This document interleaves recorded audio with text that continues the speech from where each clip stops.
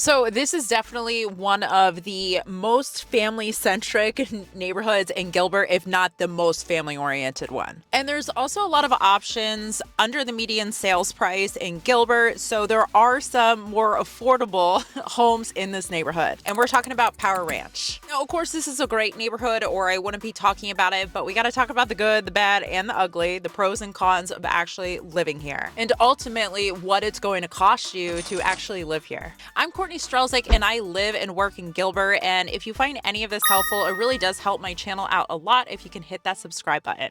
So let's talk about the pros and cons, and we're going to start with location. So you are on the southeast side of Gilbert, pretty close to the Queen Creek border. And as far as amenities and things to do around this area, you have Verde at Cooley Station. That's about 3 miles away. And this has several shops and restaurants within this complex.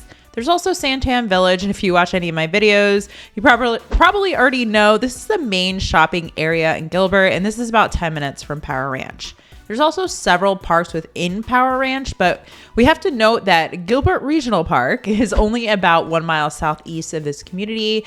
And if you aren't familiar with Gilbert Regional Park, it is a pretty incredible park, huge playgrounds. There's an amphitheater, lake, pickleball courts, everything that really you can think of in a park. But on the downside of this location, you are on the very southeast corner of Gilbert. So it's like 10 minutes to a major freeway, which is going to be 202. So if you need a commute to a more central part of Phoenix, Central Phoenix, or need to get to the Sky Harbor Airport frequently, definitely jump on Google Maps or Waze to check out your commute times, because it could be longer than you may anticipate. And even though you're further southeast in Gilbert, it's still proper suburban living here, meaning there's a ton of conveniences around this area. I mean, you have plenty of options for grocery stores. There's several gyms around here, parks, and of course, there's a lot of different restaurants as well. And then as far as schools go, you are in the Higley Unified School District. For high school, you have Higley High. For elementary, you have Centennial or Power Ranch. And then for middle school, it's Sossaman. I'll put the info below so you can look at rankings for these schools as well. Now, as far as crime in this area, as agents, real estate agents, we do have to be somewhat careful because of fair housing laws, and that, crime, when we're talking about crime, it can be somewhat subjective. But I am going to put some resources below too. These are 2 great websites that I often recommend to my clients. So keep them in your back pocket. Even if you aren't just interested in Power Ranch, it can be good throughout your home buying process. So now let's actually look at the neighborhood, Power Ranch, the master plan community. And as I mentioned a few moments ago, there are parks all over the place. Like seriously, there's over 10 parks in this community. And the parks, there's several playgrounds, there's basketball courts, volleyball, soccer fields. I mean, pretty much it's set up for any sport.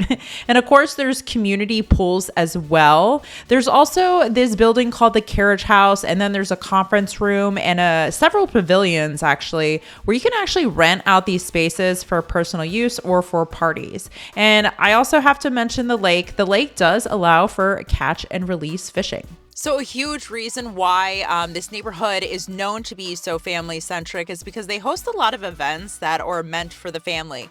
In the warmer months, they actually have these pool parties, movie pool parties, where you can go swim and actually watch like a family-friendly movie. This weekend, I know they're doing this huge food truck event. And then around the holidays, they have this Frosty Fest where they actually have huge bounce houses. They have a foam party. There is face painting, pictures with Santa. It's a good time. Now, as far as the homes go, a lot of them were built, in the early 2000s. 2003 and 2010 is when most of them were constructed. So one thing to know is that the homes, I wouldn't say are majorly outdated, but some of them do have a slightly older aesthetic. However, we are starting to enter that period where we're noticing a few homes being renovated with more modern finishes. Now, as far as the square footage goes, these homes are pretty average size. Most of them are going to be between 1,500 to 3,000 square feet. There are some that are a little bit smaller, and then there's a handful that are over even 4,000 square feet. Not a lot, but a few. Lot sizes are mostly going to be between 4,000 and 9,000 square feet. Some that are even more than a quarter acre. But let's talk about pricing because that's probably what you want to know. So on average, most of the homes are going to be on the $400,000 to $700,000 range. And this really depends largely on the size of the home and the size of the lot as well. There have been a few townhomes that have sold in the high 300s and low 400s. Those are going to be your most affordable options in this neighborhood. And we've also seen a handful of homes sell in the $1 million range. Last year, the highest priced home that sold was $1.275 million. So with any community in the Phoenix metro area, if you have a lot of amenities, there's going to be an HOA. It's not necessarily free, and particularly when you're in a huge master plan community. So Power Ranch, it's actually pretty fairly priced in comparison with other master plan communities. The HOA is $116 a month. But this is the thing to remember. Some of the subdivisions within the master plan community, particularly like the townhome style homes, those communities have secondary HOAs, so it does increase your monthly payment a fair amount. Some of them are even close to like $300 a month. And a lot of the homes that are, under $450,000, a lot of those are going to be townhomes with those secondary HOA fees. So it's just something to take into account.